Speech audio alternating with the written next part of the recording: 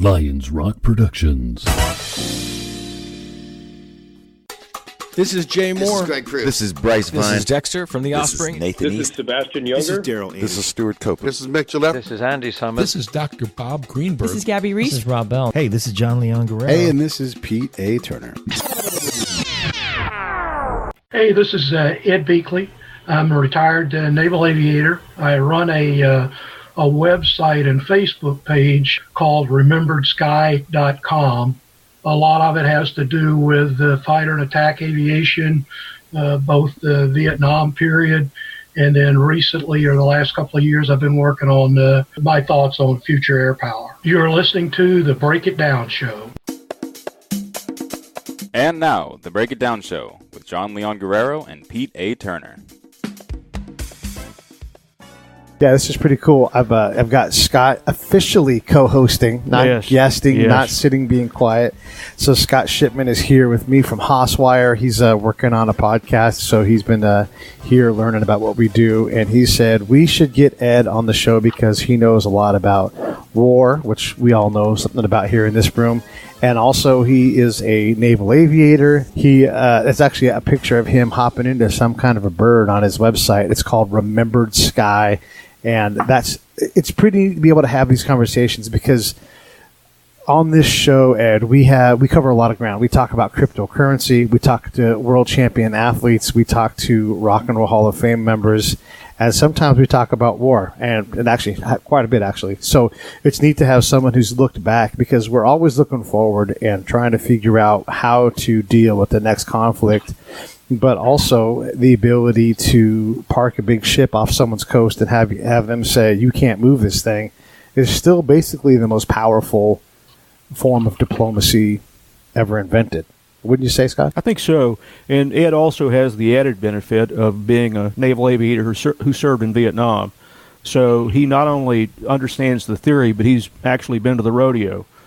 So his opinions are informed by experience. Well, let me ask you guys this. I know that the Vietnam fight was probably the last time where air superiority wasn't assured unless you were constantly maintaining it. I mean, the Vietnamese weren't out there dogfighting with you guys as a norm. Is that correct in saying that? Well, a little bit different than that. The Vietnamese Air Force, by the 1972 time frame, had evolved, and they were a very good defensive Air Force. They had MiG-21s, MiG-19s, and MiG-17s. They tended to go after the Air Force guys coming out of Thailand a lot more than they did the Navy guys. Part of that, I think, was probably because the Air Force had to come in long distance over Laos and then into Vietnam, so they were in the envelope, if you will, a lot longer than we were coming in from the sea. And then also the Air Force and the Navy were very different in the way they did major strikes. An Air Force strike would have maybe 90 to 100 airplanes, where a Navy strike would have something like 30. The ability to maintain air superiority was I don't want to say it was in doubt, but it was much harder to maintain than it was any time after that. Like, that's really, other than the occasional air-to-ground or ground-to-air missile site, we pretty much own the sky. And then that's been true for a long time with the oceans.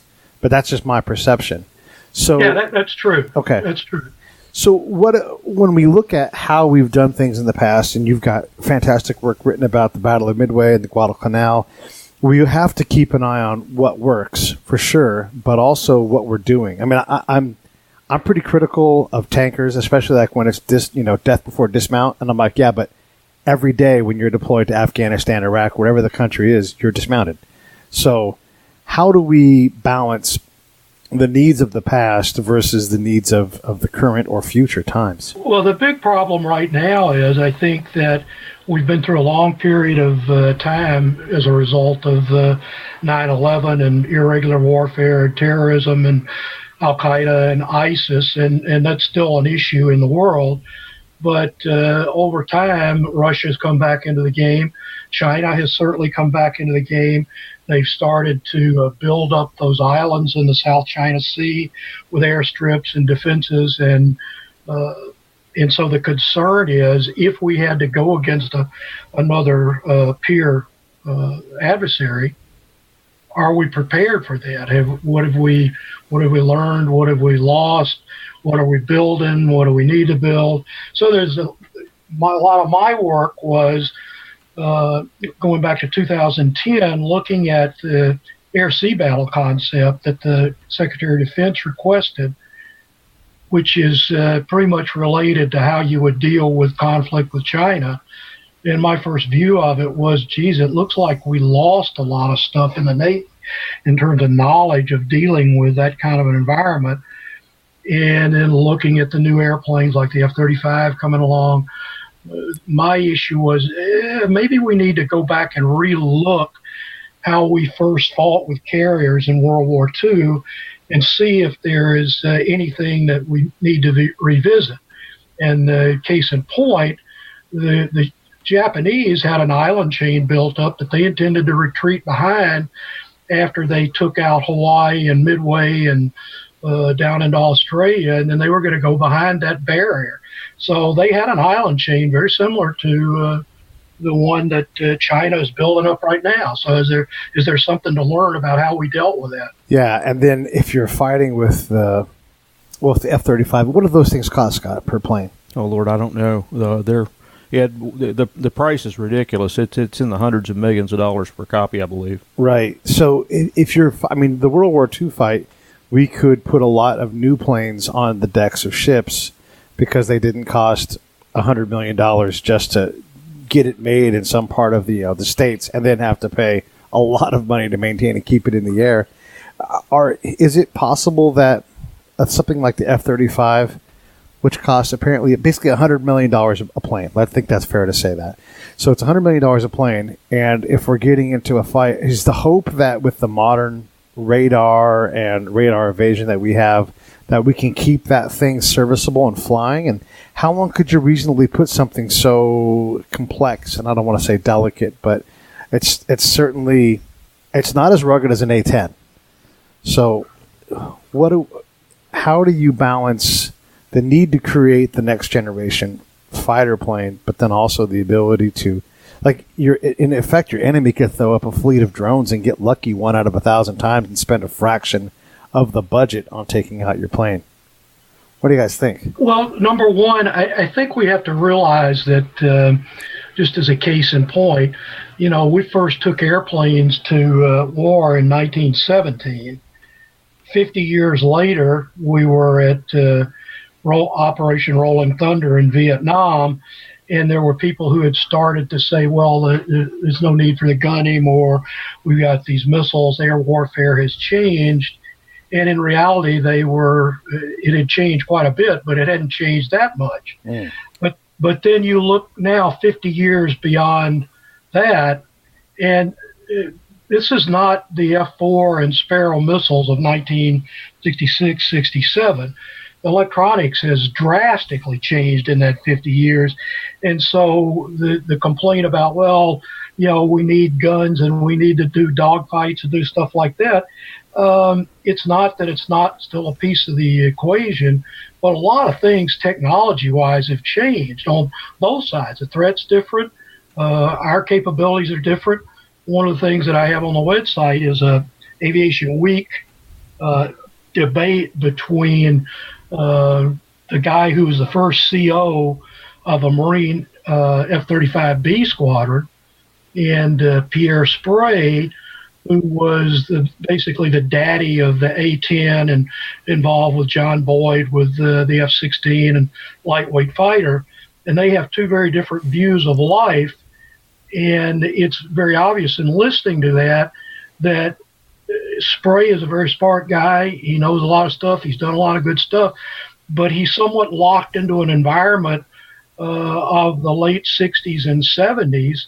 And Carl Burke is looking at a brand new airplane and whole new modes of operation, the parameters that were important, like wing loading or dogfighting and stuff back in those days is a different game right now. And the fact is, a lot of this stuff is well behind closed doors, much more so than the stuff back when I was flying, and so people don't really know what's being developed by the real operators behind those doors. That's true, and I think that one of the criticisms, and I'm familiar with this. You and I've talked about this before.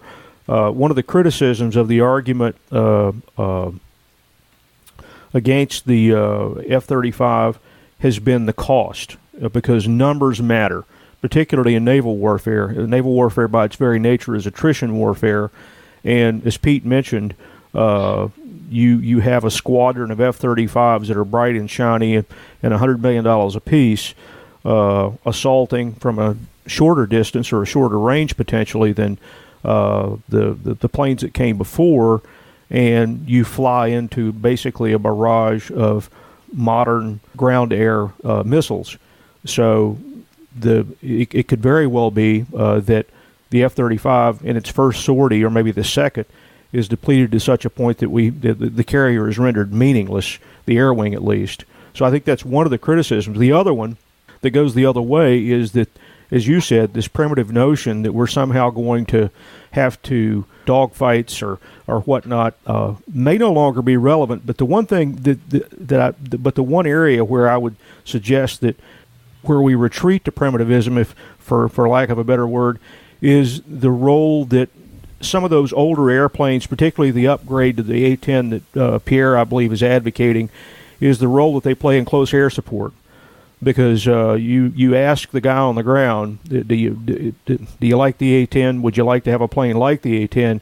And the answer would be yes. And so when you get into that debate about, do you send in an A-10, which I don't know the cost of, but by comparison to a 35, the cost and utility of the plane and where you can send the plane, all of a sudden the economics play a factor. But we have a proven asset, in an A-10 or an A-10, a modernized A-10 version. So I can see both sides of the argument, the vitriol notwithstanding, because it was certainly a lively debate, well beyond civility at points. But I think that it's a debate that we ought to have, because Ed, I'm a submarine guy, but back in the day, you were talking about carrier loads. We had real diversity on aircraft carriers. We had planes that had dedicated missions, and now we seem with the 35, and this is one of the criticisms of the 35, we seem to have decided to put all of our eggs collectively in one basket, so that you no longer have that diversity of load. So your options have shrunk. So you're asking. I think you asked the question: would you send an F-35B in to do what an A-10 does? And the answer would probably be it depends. But given a choice, I think most commanders would want an A-10 like capability. I can't speak to that. I can only speak to what the propagandists on both sides seem to advocate. But just my gut tells me that we know the A-10 works in close air support, which is a distinct mission. We know that a variant of that plane works at a much more modest cost than a 35. So maybe it's something as radical as the addition of a plane, not an A-10, but a plane like an A-10 or one of the old attack aircraft from the old days to do those unique missions, protecting the guys on the ground. That's sort of the way I see it. Well, one of the things you need to consider, and this is an issue, one of the reasons I do the website, is I see so much that I don't think people consider exactly what they're talking about. The use of an A-10 in a close air support mission is night and day from the use of an F-35 off an amphib or off a carrier against the Chinese Navy or against the island things. I mean, it's just entirely different. To be mission. Sure, yes. And when you look at how that came to be, in my opinion, and as a Navy guy, it's easy for me to say something bad about the Air Force. It seemed really misguided to me for the Air Force to start touting the F-35 as a close air support airplane. Now, it can do it. You can use precision weapons in a close air support environment. but it's not the same as getting down in the dirt with that A-10 gun. It's just night and day differences, and sometimes the F-35 will do what it can do, but it can't do what an A-10 does. But if you take an A-10 and put him in the other environment, he's not designed to withstand a high radar SAM environment. If they were to move SAMs like the S-400 system into Syria, the A-10s would be graves. Yes. So use the term in there in terms of the Syrian environment. Well, the Syrian environment is, I wouldn't necessarily call them terrorists. They are, but they are. It's irregular warfare. I mean, they're using the cities and the villages to hide themselves. They're not going to come out and engage in the Battle of the Bulge. You're talking about guerrilla type warfare. And so getting to those guys does require that an airplane be able to get down in the dirt with them and be able to look around and stay in the area. They do have confrontations sometimes, and they do get situations where they're holed up in a city, and you could go in and do it with precision weapons and stuff, but now you're looking at collateral damage. So, Syria is not a World War II type battle. Right. Okay, so if we're going to talk about a World War II type battle and what we're doing, obviously we're worried about losing the capacity of the service members, the big unit movements that have to happen because you just don't have the budget. You don't have, I know they do war games all the time, but we do that to keep that muscle memory going for the unit. Is there anybody besides China that we're worried about in terms of peer-on-peer fights? I mean, it doesn't seem like we'll fight France anytime in the next 20 years. Of course, crazy things can happen. Germany, Russia, are any of those threats on this par where they will have a navy of a consequence or an air wing that we have to deal with? Or are we just talking about the Chinese, you think? Well, I think you have to talk about China and Russia. Okay. Russia has shown that they're well on the way back, and I think I saw something the other day that Russia's looking at maybe creating their own aircraft carrier. So I think what we're looking at now is a potential for the Navy to have to deal with war at sea again. Through the Cold War, it was there, but we never really had anything other than, and Scott can talk about this, the submarine encounters and a few surface encounters, but it never evolved into real surface to surface or sub to surface or air to surface type warfare. And now that Russia and China have come back, the potential is to get into that. And for a long time, when you really look at what the Air Force and the Navy have done, it's been focused on developing strike warfare. Well, strike warfare means power projection ashore. It doesn't mean, air submarines and aircraft carriers and surface ships duking it out with each other. And so there is something, at least in my mind, to be thought about going back and looking particularly at 1942, because then the issue was we can't afford to lose carriers. By 1944 and 45, we had well over 100 major carriers and escort carriers. The game plan to fight the war in Japan later in the war was entirely different than what we looked at 42. And that's why it's interesting to me to look at Pearl Sea, Midway, and the two battles at Guadalcanal and the interface with land forces and the surface forces and the submarine threat from the Japanese, because while we may not get into a geography situation like Guadalcanal, the dynamics are still the same. That was a big issue with Guadalcanal, was taking care of the carriers. That's the reason the Marines were so pissed off when Admiral Fletcher pulled the carriers away on the second night of the second day.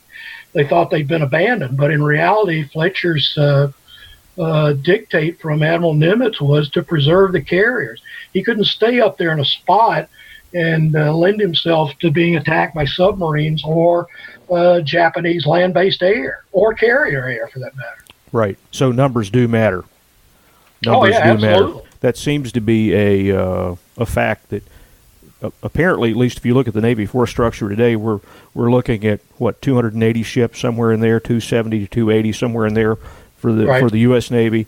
And if you believe the estimates, the Chinese have, around 400 ships, but the hidden little secret is their Coast Guard, I believe, has over 1,000 assets that can just as easily, in some cases, are armed similarly to their line combatants. These are surface ships, and they have a burgeoning conventional submarine force operating in their own backyard. The water, given the water depth and the closeness to home, these ships don't have the same requirements that an American submarine. We've chosen to go nuclear because we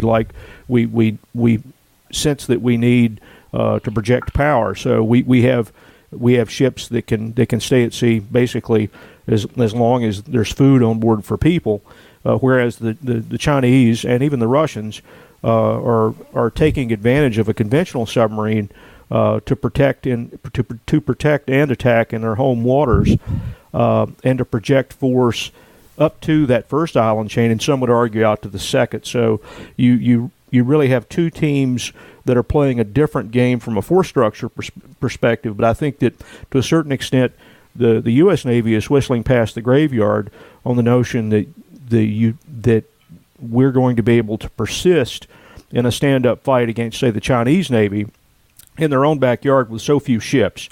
And because all of a sudden, in a global war, you can't presume sanctuary of the United States, CONUS of the United States, and the others would say, well, if that happens, then we're going to have a nuclear war. That might be. I don't sense that that's the case, but we simply don't have enough ships. Even the CNO in the 2016 executive summary of the force structure report, the CNO's report recommended around 600 ships for the Navy, but concluded by saying we'll take around 350 because that's what the budget will bear, and that's what the planning, Navy planning, says they need.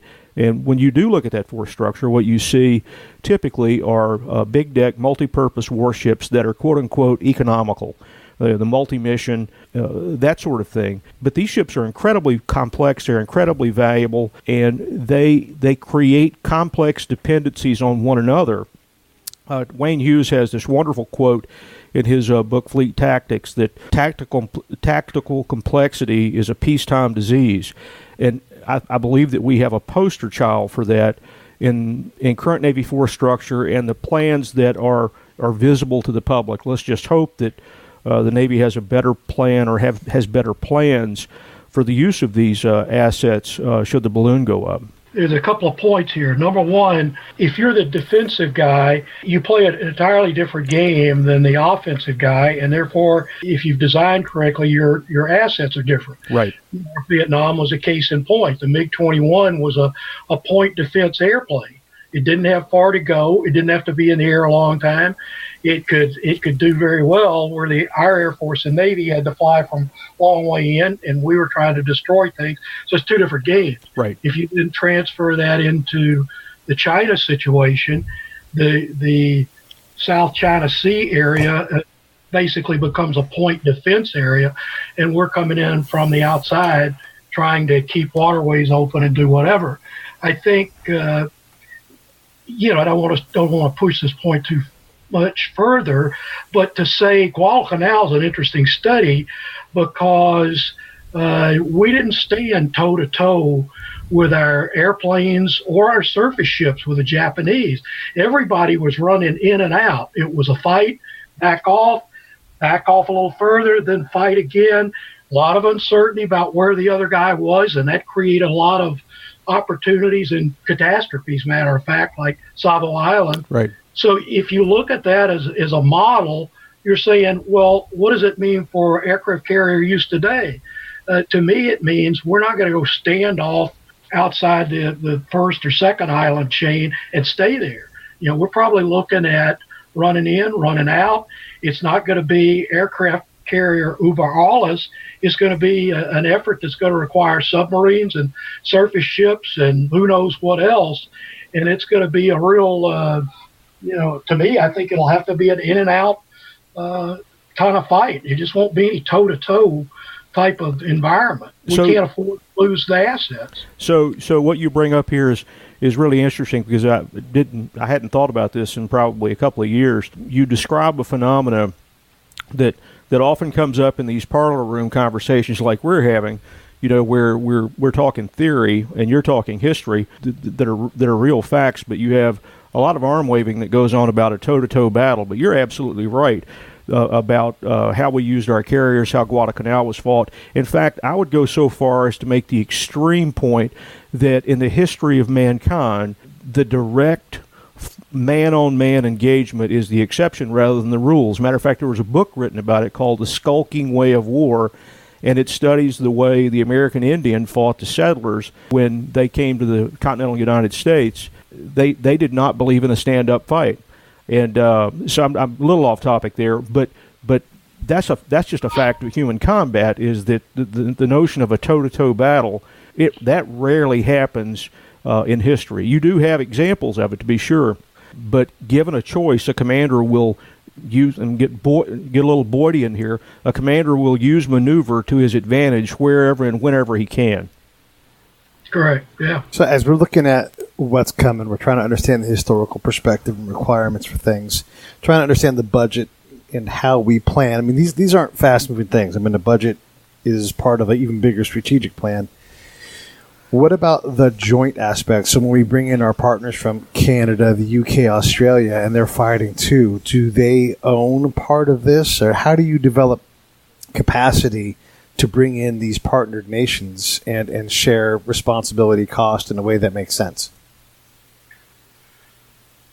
Well, I think the first thing is that part of the F-35 program, no matter the cost and what you think of it, part of the thought process for the Pacific was that we would have Navy and Marine F-35s, and we'd have Australian F-35s, and I forget who all else is in that, buying that airplane.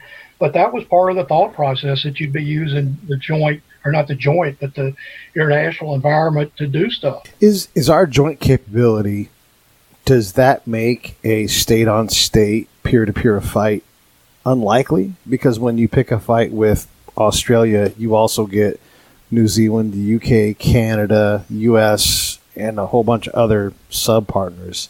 Does that make that kind of fight even more unlikely? I mean, does China want to do that? I don't think they want to do it. I think it's possible.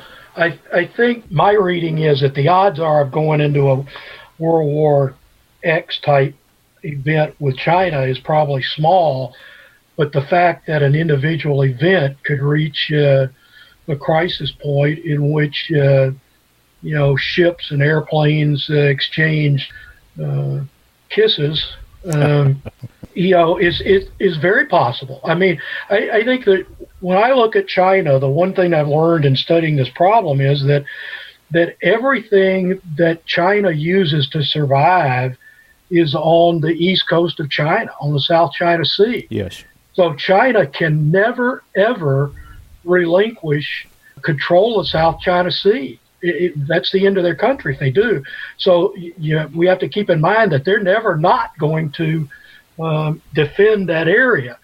And depending on how far they want to press out with the island chain and some of the things they've been known to do with the Spratlys and the various things with fishermen and stuff like that, could very likely lead to at least some kind of a limited conflict. And then the case would be, how do you have limited conflict and not let it escalate into just something that would get completely out of hand? So let's try to create a scenario that is partially based in reality.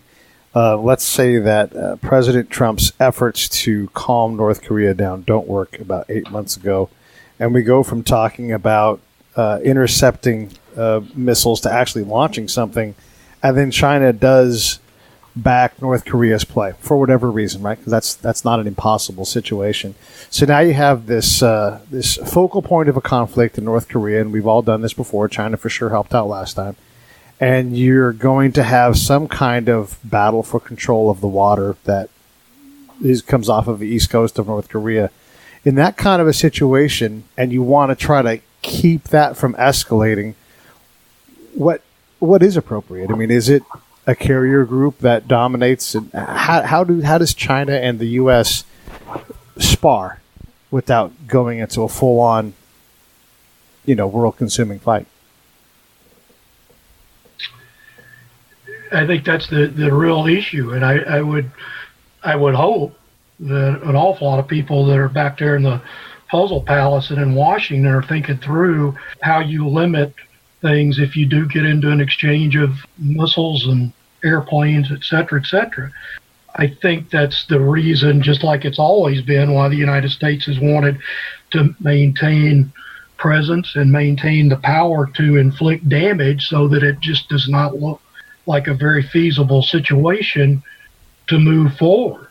I mean, we don't want to lose an aircraft carrier, but if we were to lose an aircraft carrier, you also have to think, what would the response be from our side, and would they like to see that response? America in general has not been very tolerant when it comes to war. I mean, Japan kind of expected us to back off, and they were somewhat surprised, I think, when we didn't, when we called for unconditional surrender. They expected it to be just a retreat behind their island barrier, and they had what they had, and we'd stopped. And that, of course, was not the case. Right. That's a different world. That's a different world. I think that if I'm China, and I look at the state of American politics since the Korean War, I would see what you see is you see unnecessary restraint in most quarters for the military to actually prosecute the mission. And that's even if the mission is defined. More often than not, we had no real definitive mission in Iraq nor Afghanistan except for this nebulous, I hate to use the word on the air, but bullshit of the global war on terror. But we never actually defined what victory looked like, because it seems like we're allergic to victory. So if I'm a potential adversary, looking at the United States as we're still the big boy on the block, there's an element that has nothing to do with hardware.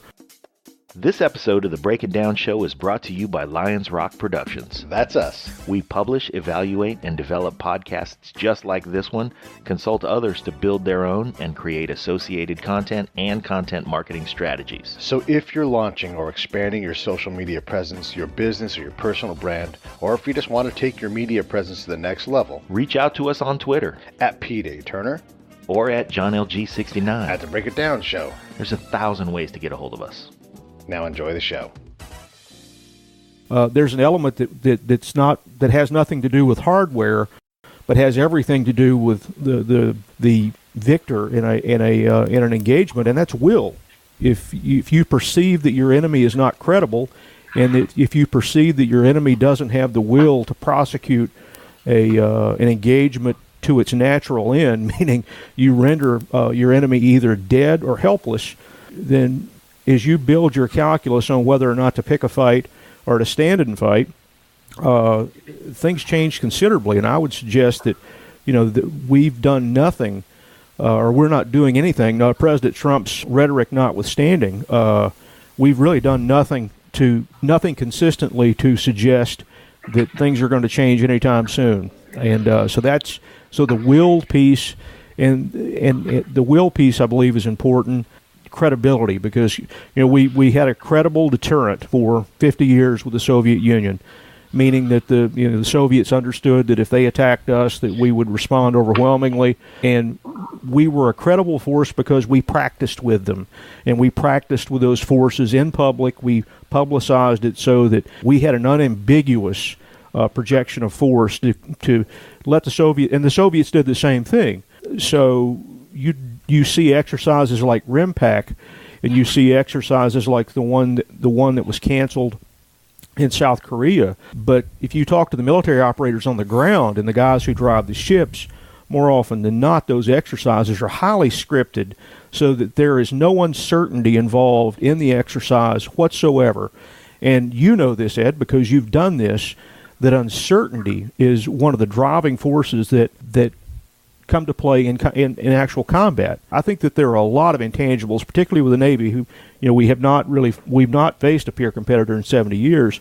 So there are a lot of unknowns. If I'm the CNO if I'm a commander, you have a credible force, you have overwhelming power, to be sure, but the unknown piece is, what's going to happen? What's going to happen when the unthinkable happens?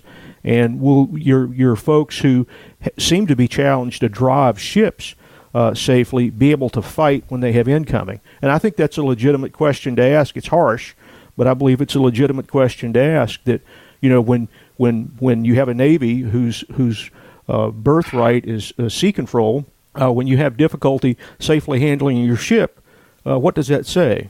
And what's the Navy doing? The Navy is taking action, to be sure, but it speaks volumes as to what the Navy hasn't been doing for some time in the training of officers of the deck and that sort of thing. So I think that perception is reality, and I would love to be a fly on the wall and see and understand what the perception our enemies have of us. I think it's a good point, and I think you and I are both in agreement that it seems like since 2001, the Navy is kind of, I don't want to use the term lost its way, but it just doesn't seem to be. It lost some of its experience base, and you and I are both kind of concerned about where some of the people are going and what they're doing, and so I'm not comfortable with the Navy situation at all. Let me ask you this: we've not had a peer-to-peer Navy fight in 70 plus years, which is a good thing. Which is a very good thing, and partly because it's really expensive to build ships, and nobody wants them sunk, and we don't want a bunch of more. But as a standard American sitting in, Topeka, Kansas, and your representative is like, yeah, we're going to buy a bunch of small deck capacity aircraft carriers so that we can fight China, which we don't foresee happening, but we want to do that. Is that a more practical solution, or is the solution something that's more internationally aid focused or has a different purpose? Or how do you balance the need for, look, this isn't likely to happen, but if it happens, we want to be ready, versus here's the way we're going with these joint motions and trying to provide. I mean, look, here's the thing. This is just a fact. All the combat patrols I've been on, I've had way more conversations, and this is SEALs, everybody else I've talked to, more conversations than we've shot actual bullets. Right. So how do we? It's very practical and appropriate to say, how much of this fighting capacity do we need versus something that, we seem to be going in a different direction. So how do we balance that scale, do you guys think? You go first, Ed. I have an opinion. Yeah, I'm not sure that I know how to answer that one. I guess I fall back on the old saw that you at least need to be prepared, show the other guy that you've got a capability, and once the bullets start flying, then all bets are off. I don't know that there's a good answer. I'm not a guy who happens to believe that the glad hand that war can be eradicated is one of the options. I think you're just being prepared is probably, to me, the only safe bet you've got, and then you hope that you've got people that have some ability to work the diplomatic scales and have some sense and just don't get us into something we can't handle. I think that's a very difficult situation. I wish I had an answer. And I'm not sure I have an answer either, but there's anecdotal evidence that an answer is out there, at least in the short term. And I would suggest that there was an admiral several years ago, and his name escapes me, who suggested that we really have a 1,000 ship Navy because we have all these allies. And that there were quite a few people who laughed at that suggestion. But if you do a raw number count among our allies and their navies, there are quite a few ships out there. But to Pete's question about diplomacy and partnerships, I think given the force structure that we have right now and the shipbuilding plan that we have right now, we seem to be struggling to get to that number of 350 or 355 that the president established as a goal. Perhaps one of the things that we could do as a diplomatic effort is lease existing designs to extend the olive branch of friendship, cooperation. And the two examples that immediately spring to mind are the the Japanese Soru-class conventional submarine, the one that was offered to the Australians, and they went with the French choice, it seems, and also the Japanese aircraft carrier that's now an aircraft carrier. It was considered an amphib ship. It was a flat deck. It's the biggest ship that the Japanese have built since World War II. Leasing those designs and learning to use those platforms in an engagement in confined waters like the South China Sea or the Baltic Sea, the submarines in particular, because you could buy a Japanese lithium battery powered for submerged operations. You could buy one of those ships for around $1 billion a copy, a Virginia-class nuclear-powered submarine, which is the best submarine in the world, mind you, but we simply can't afford to buy as many as we need. You can essentially buy 2 submarines for the price of one. The goodwill that we would engender toward the Japanese people and the world would pay attention, largely because the Japanese are at the tip of the spear. They don't have many friends in their neighborhood. And so that sort of partnership would be a good first step. There are other world-class platforms. The Navy's looking at the frigate programs of some of our European allies as a Band-Aid to update our smaller ship inventory, which is practically non-existent. Discounting the LCS is not a credible warship, and that's an argument for another day that's been worn out. But the other option is a green water fleet, a fleet of smaller ships that could be shared with, say, the government of the Philippines, and could be shared with the governments of Sweden and the governments in the area of the Baltics, where we could do sharing of the ship, sharing of the technology, both in personnel, sensors, and weapons, which would have the same. It would build our credibility with our allies, but at the same time increase the force structure and defer some of the cost, because your allies would absorb part of the cost for the build. There would be ways to generate cash to defer the cost of the American taxpayer and from the shipbuilding budget. So those are, and I think those are all doable options, and they have. It has the potential to have the effect of really sending a strong signal of resolve that NATO seems to lack as a treaty organization. So that's the first thing that comes to mind when you ask that question. I was a little long-winded, to be sure. But I mean, it's a complex question. We all had to sit here and think. Right. And I think about, when I go out on patrol, I pre-select certain decisions. Like, I'm not going to be the guy that gets captured because they didn't shoot. There's going to be a point in time where I am going to act. Because it's like, I'm not going to recklessly shoot, but if we get to this gate, now the finger goes on the trigger and we shoot. I guess the modern example of that from the presidential level would be those 2 ships that were captured in the Persian Gulf by the Iranians. Right. And you could say diplomatic win because it didn't escalate something, and there's always tension, so why add fuel to the fire? But at some point you have to have a boss that says, you do not capture U.S. ships. And then every now and then maybe you have to go a little crazy, have a little bar fight to show off the the skills. Right.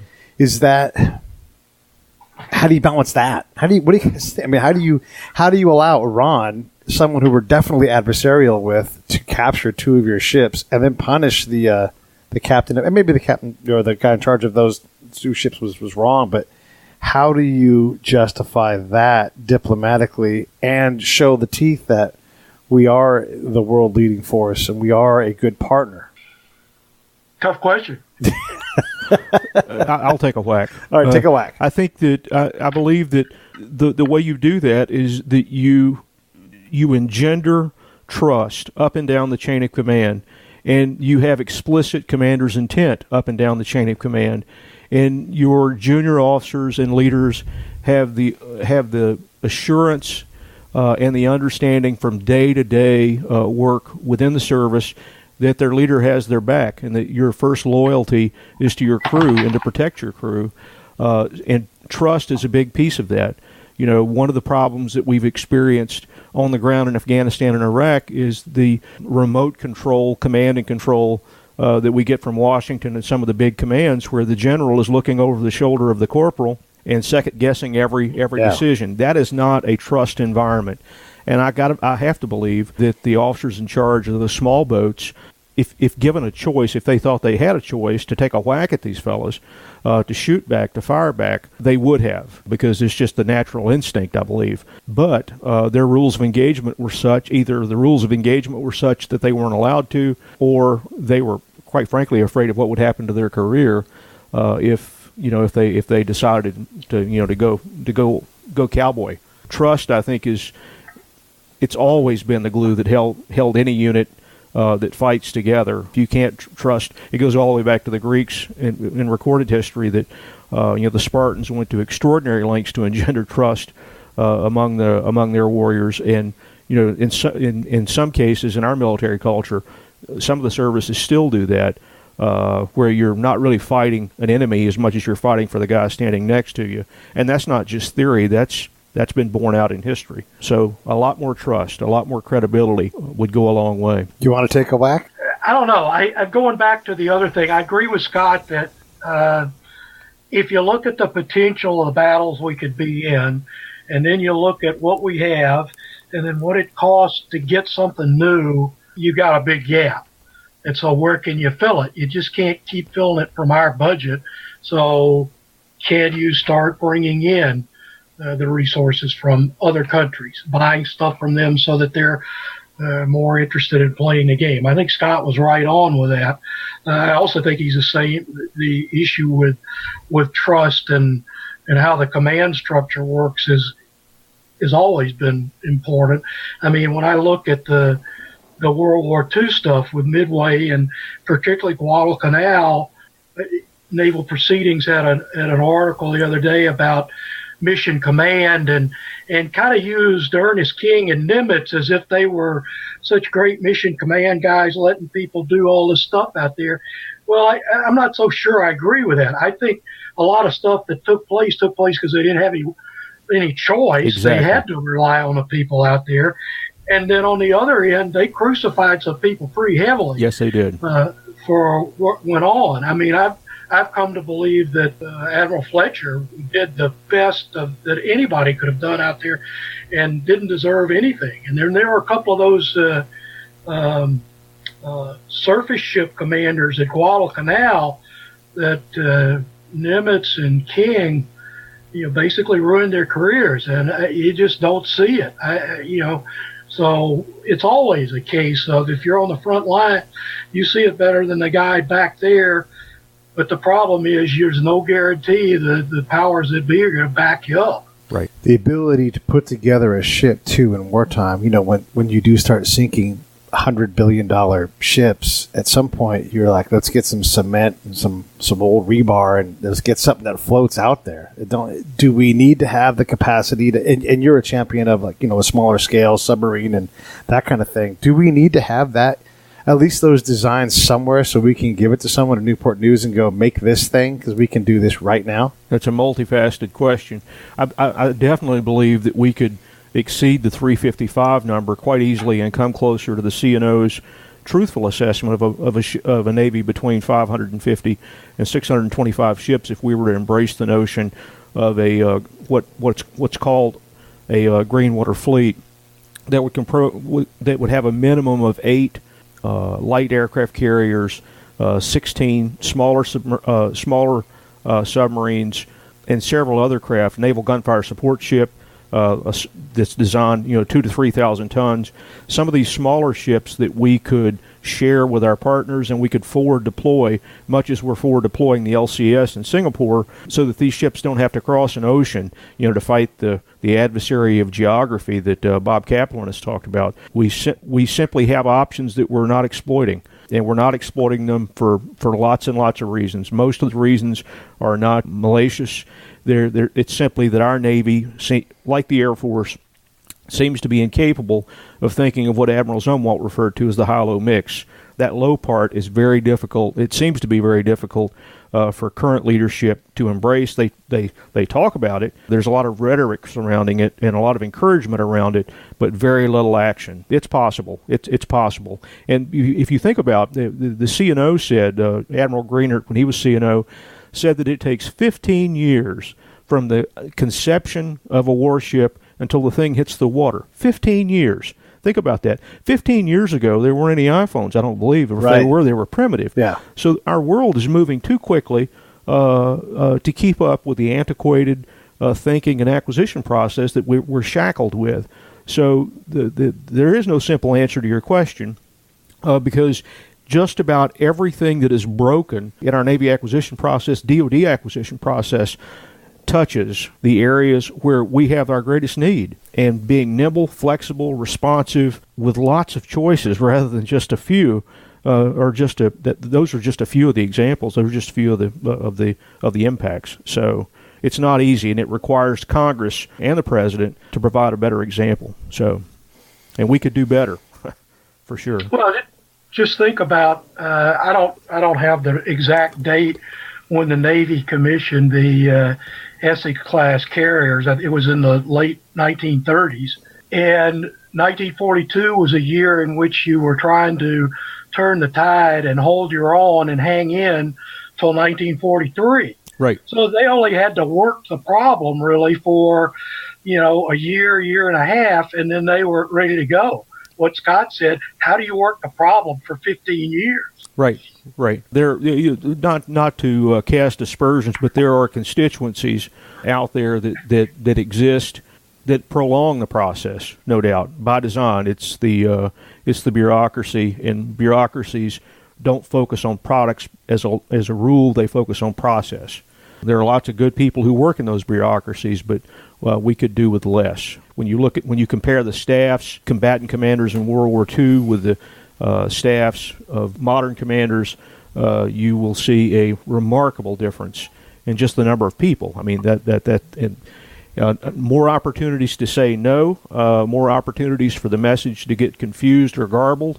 I'm thinking of that old book that used to be passed around when I was in service, the Message to Garcia book, and how much different commander's intent can become when it goes through 5 or 6 different hands before it gets to you. Robert Leonard wrote a great book called The Principles of Warfare in the Information Age, where he talks about the distance between the guy with the gun, and we're talking land warfare now, the distance between the guy with the gun from the guy who ordered him to use it.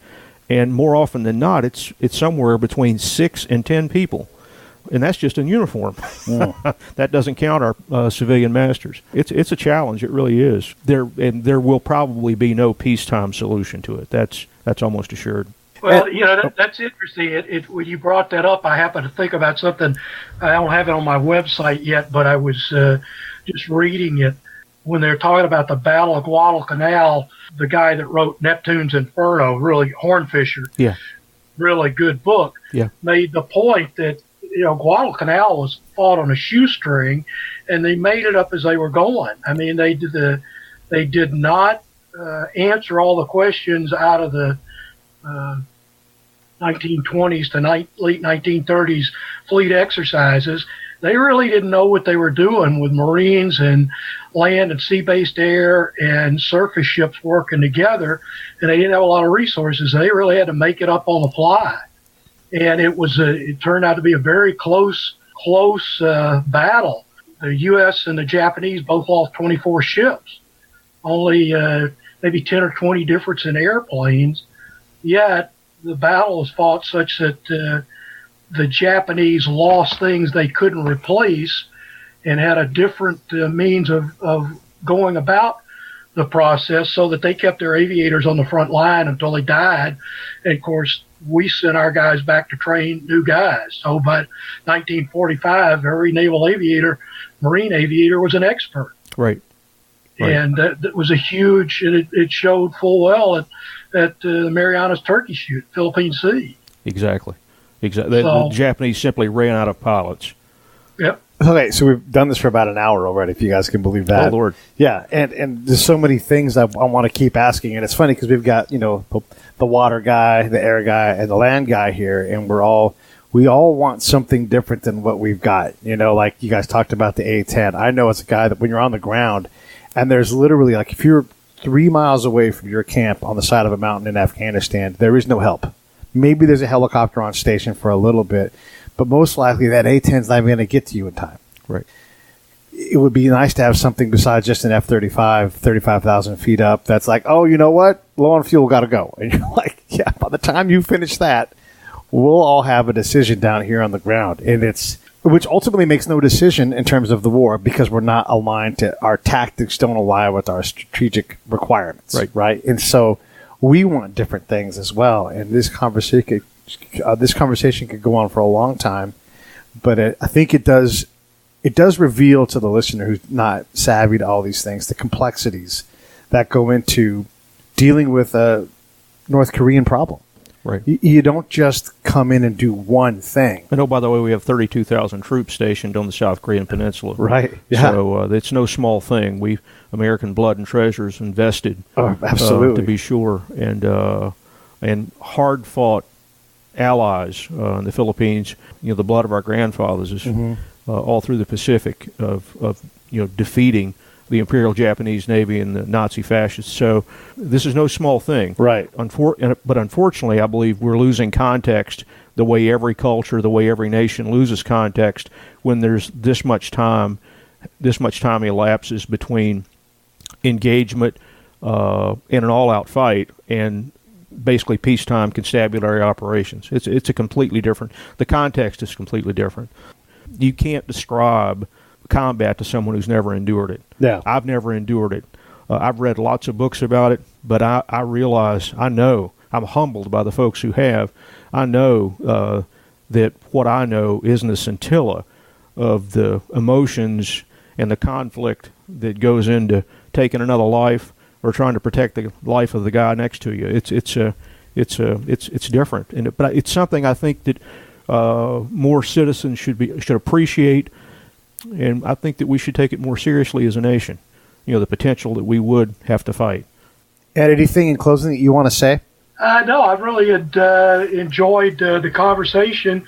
Actually, the conversation has kind of supported my thinking in terms of continuing with looking at the specific pieces of history and then comparing them what's coming on. The website itself is not just history of the battles and stuff. It's intended to bring out, because there are lots of good books and lots of good historians, and so I've tried to bring out pieces and put them together in maybe a different fashion.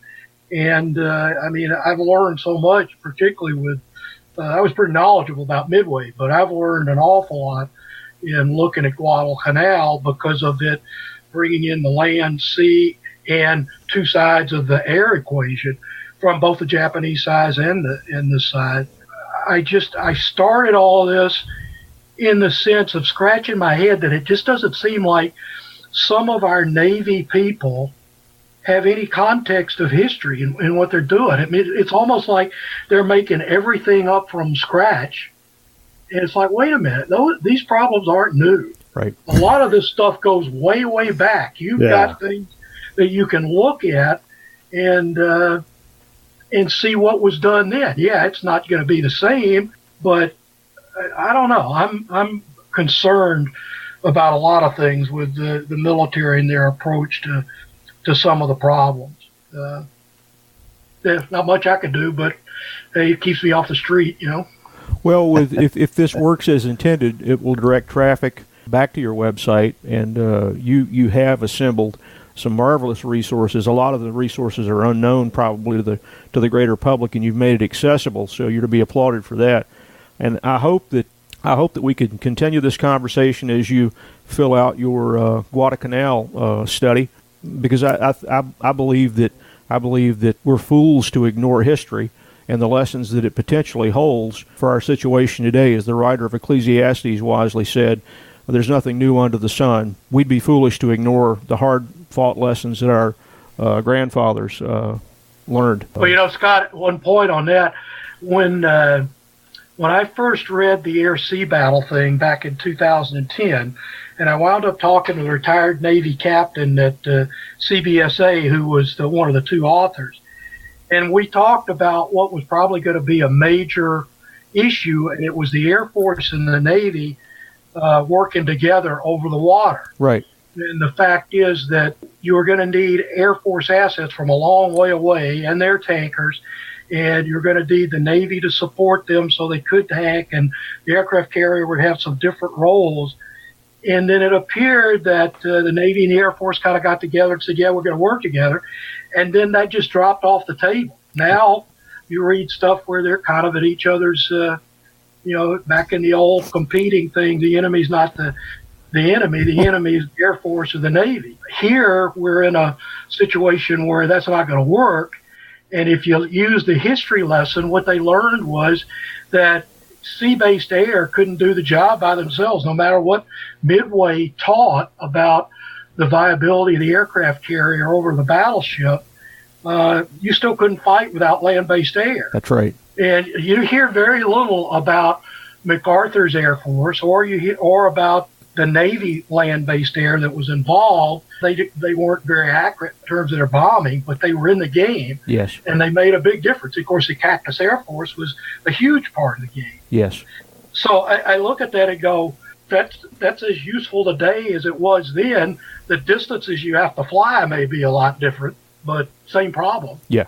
So you're saying this stuff is easy? Well, I think it's easier than we sometimes make it out to be. Yes. And we create our own problem. I mean, the Air Force has created a problem with close air support that didn't need to be there. Exactly. Everybody, including Lockheed, has created a problem in and around the F-35 and the idea of dogfighting and what we did and couldn't do in Vietnam as compared to 50 years later. I mean, almost every day you could go online and you could find these stories about issues, and they really are unfounded. Now, you can't take away the fact that airplane is goddamn expensive and it's having schedule problem, but it's because it's so complex. Yes.